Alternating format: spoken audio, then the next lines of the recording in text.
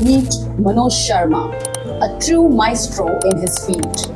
Right now, he is mentoring 168 students from 14 different countries, including the US, Canada, and the Middle East. And that's not all.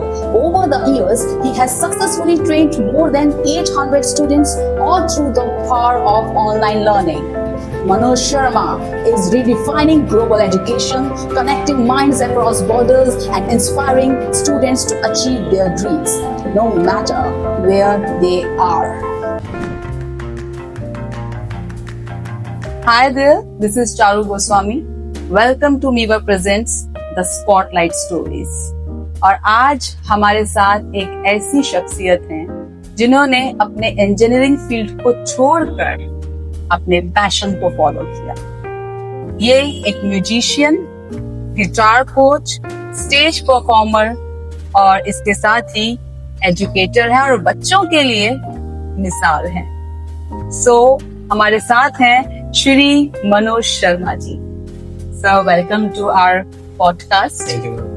तो sir, आप हमारे viewers को बताएंगे कि आपका जो ये सफर शुरू हुआ, ये इंजीनियरिंग को आपने इस फील्ड को छोड़ा और किस तरह आपने अपने पैशन को फॉलो किया, थोड़ा आप हमारे व्यूअर्स को बताएंगे। देखिए, म्यूजिक में मुझे पहले से इंटरेस्ट था, बट ऐसा कभी प्रॉपर मैंने सोचा नहीं था कि I will do it professionally in future.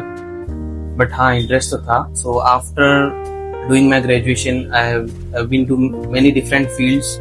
मैंने अलग अलग फील्ड्स में जॉब कर चुका हूँ और फाइनली मुझे ये लगा कि यार म्यूजिक, जब आप कोई दूसरी जॉब करते हो तो it is very difficult to continue music, जो भी आपका पैशन है। तो वो वाली चीज हो गई कि आप दो नाव में पांव रख के चल रहे हो, तो कब तक कंटिन्यू करोगे उसको।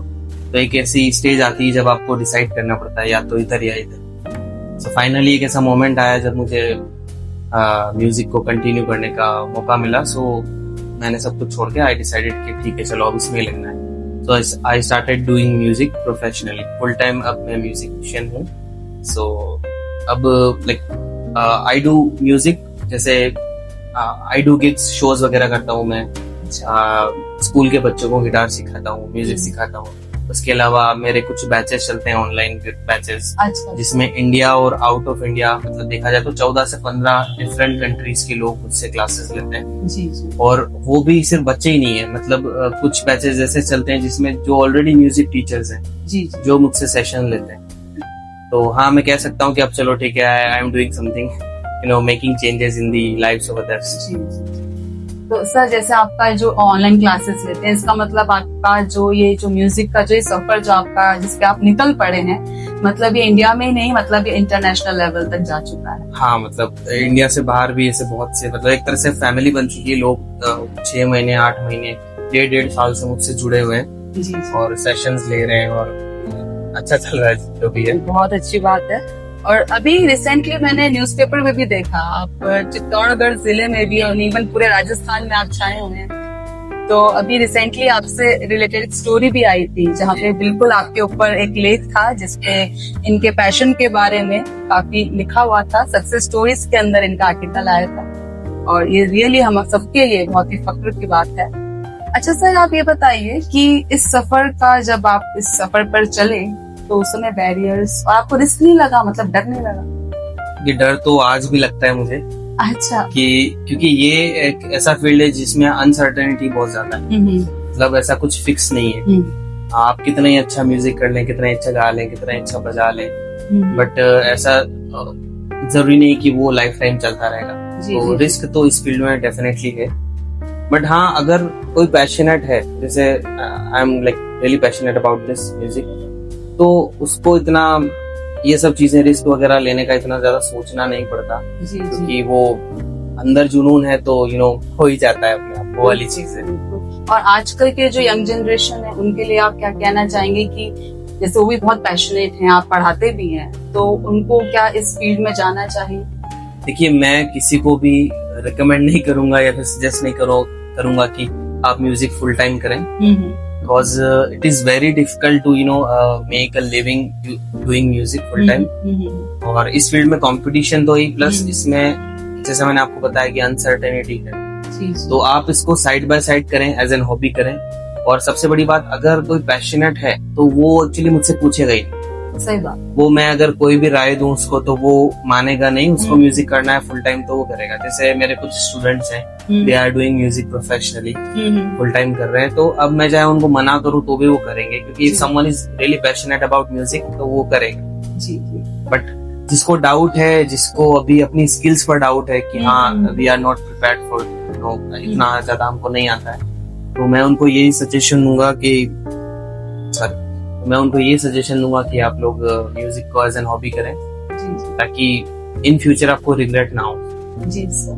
तो सर आप हमें बताएंगे, जैसे हमारे व्यूअर्स हैं यहाँ पे, बहुत सारे बच्चे भी इस पॉडकास्ट को देख रहे होंगे, सुन रहे होंगे, कि क्या ये गिटार बजाना एक मैथ्स की तरह है? जैसे मैथ्स बच्चों को बहुत टफ लगता है, तो उतना टफ है सीखना या आसान है? देखिए, गिटार बजाना तो बहुत ज्यादा टफ नहीं है। अगर आप प्रैक्टिस करोगे तो with time you will be progress करोगे ऑब्वियसली। जी जी। But music theory is tough. जब आप एडवांस म्यूजिक थ्योरी में घुसते हैं तो it is really tough. You must have seen staff notation, music के सिंबल्स वगैरह कभी देखे होंगे अगर आपने। जी जी। तो एक स्टेज के बाद अगर आप वो सीखते हो, म्यूजिक नोटेशंस वगैरह पढ़ना सीखते हो, तो वो रियली टफ जी। एक कहावत तो नहीं, मतलब एक म्यूजिशियन जैसे बोलते हैं कि it is not rocket science. जो रॉकेट साइंस पढ़ता है वो म्यूजिक थ्योरी को कंपेयर करता है रॉकेट साइंस से। जी जी। तो यस, म्यूजिक थ्योरी डिफिकल्ट है जी। तो लोग, और बहुत बोरिंग है। जैसे पढ़ाई में जिनको इंटरेस्ट नहीं आता, वैसे ही म्यूजिक थ्योरी भी बहुत बोरिंग चीज है। बिल्कुल बिल्कुल सही बात है। और जैसे आजकल के क्या है, पेरेंट्स की भी अगर मैं बात कहूँ तो बच्चे कहते हैं, कई बार आते हैं स्टूडेंट्स कि मैम हमें म्यूजिक में जाना है, लेकिन पेरेंट्स का ये प्रेशर रहता है, नहीं म्यूजिक में कुछ नहीं रखा है, आप डॉक्टर बनिए, आप सीए बनिए, आप इंजीनियरिंग कीजिए, म्यूजिक में क्या है? तो आप ऐसे पेरेंट्स के लिए कुछ आप सलाह देना चाहेंगे कि उनको क्या करना चाहिए? देखिए, मैं तो यही बोलना चाहूंगा कि पेरेंट्स अवेयर नहीं है इस चीज के बारे में कि देयर आर मोर फील्ड्स जिनमें हम जा सकते हैं और पैसा कमा सकते हैं और उसको फुल टाइम करियर की तरह कर सकते हैं। जी जी। तो बच्चों के पैशन को कभी दबाना नहीं चाहिए। अगर कोई बच्चा इंटरेस्टेड है म्यूजिक, डांस, किसी भी परफॉर्मिंग आर्ट में या दूसरे फील्ड में, तो उसको पेरेंट्स को ये करना चाहिए कि वो उनको क्लासेस ज्वाइन करवाएं या उसकी जो स्किल्स है उनको, उनकी जो हुनर है उसको बढ़ावा दें।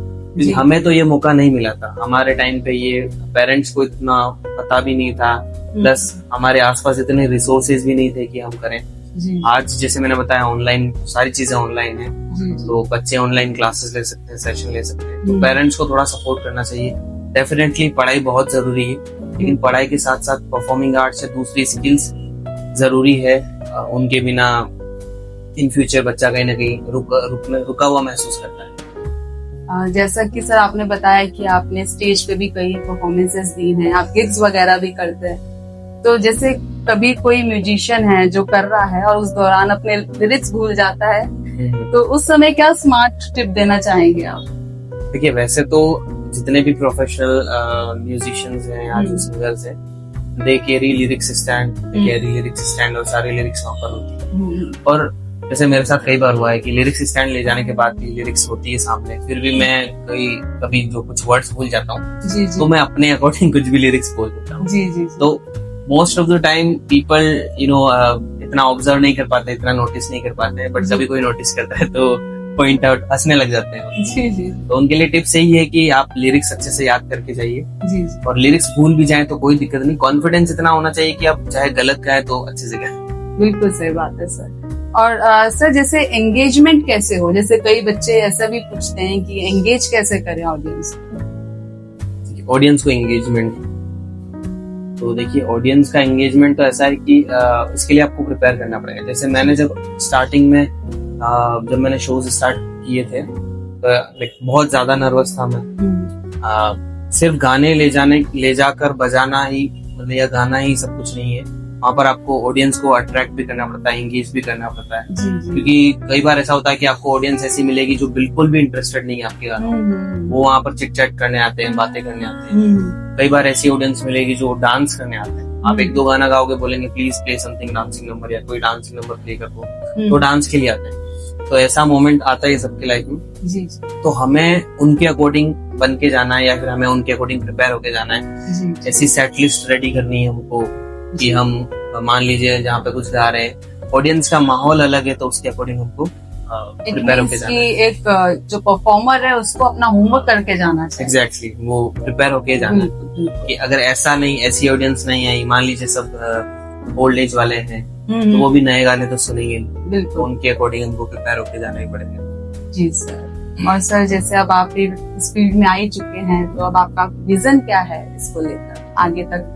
देखिए, बहुत सारी चीजें सोच रखी है मैंने।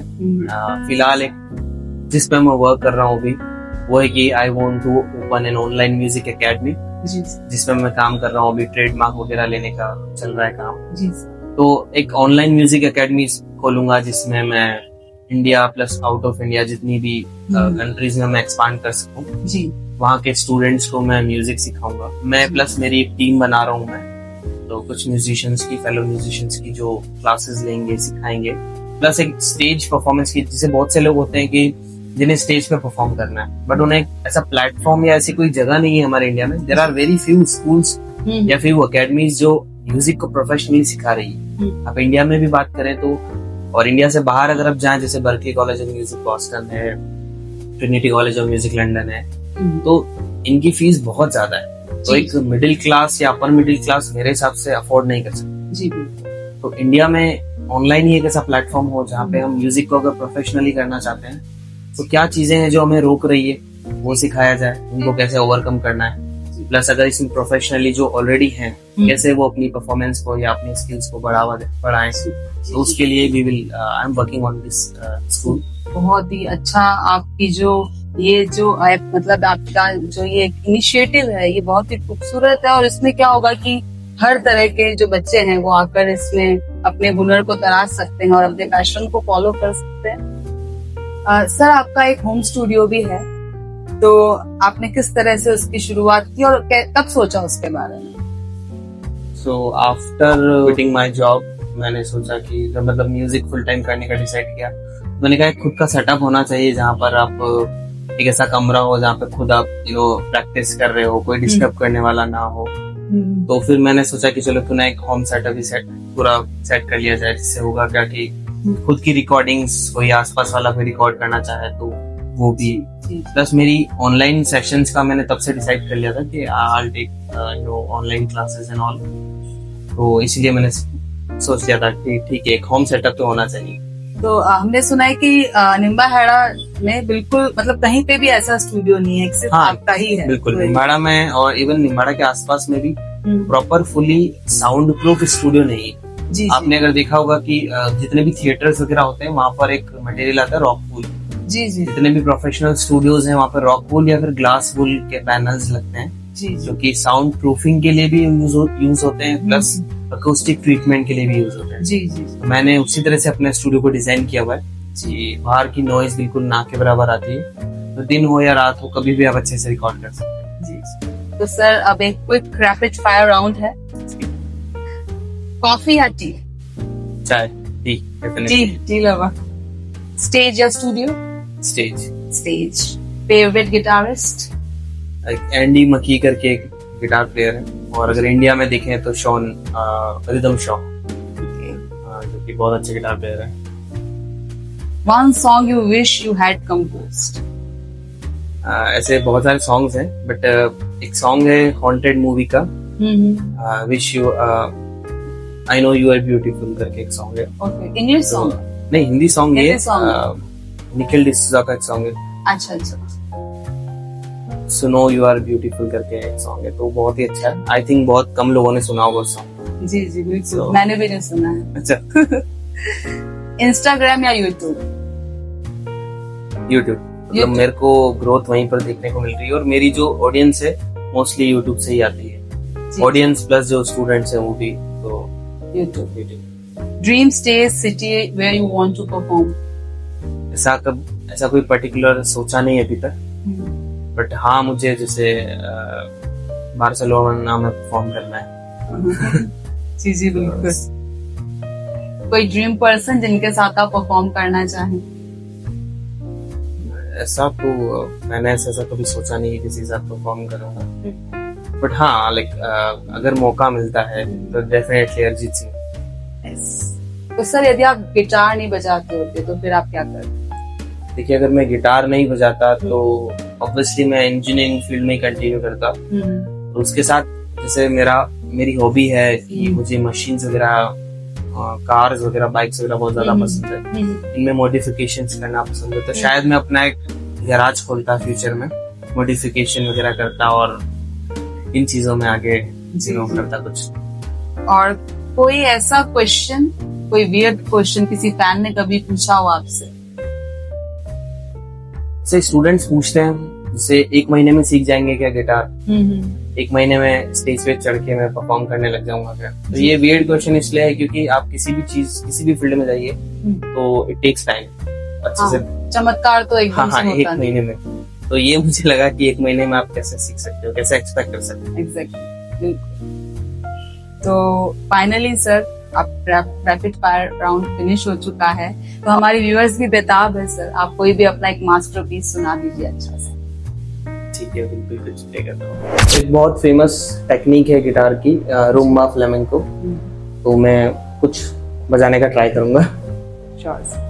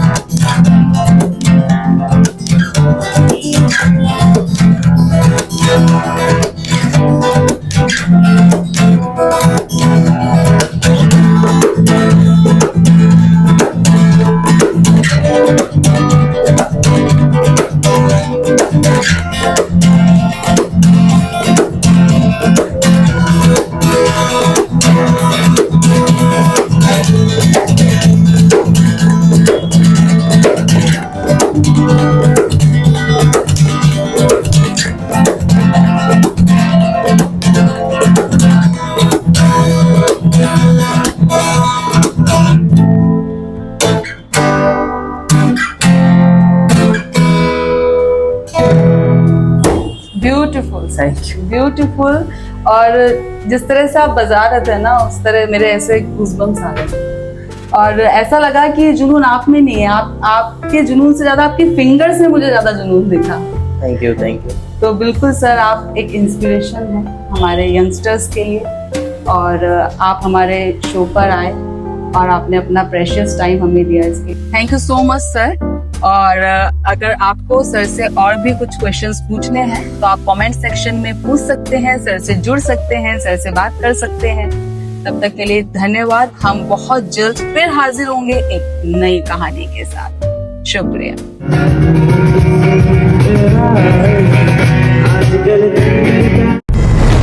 मीवा, इससे सीखो।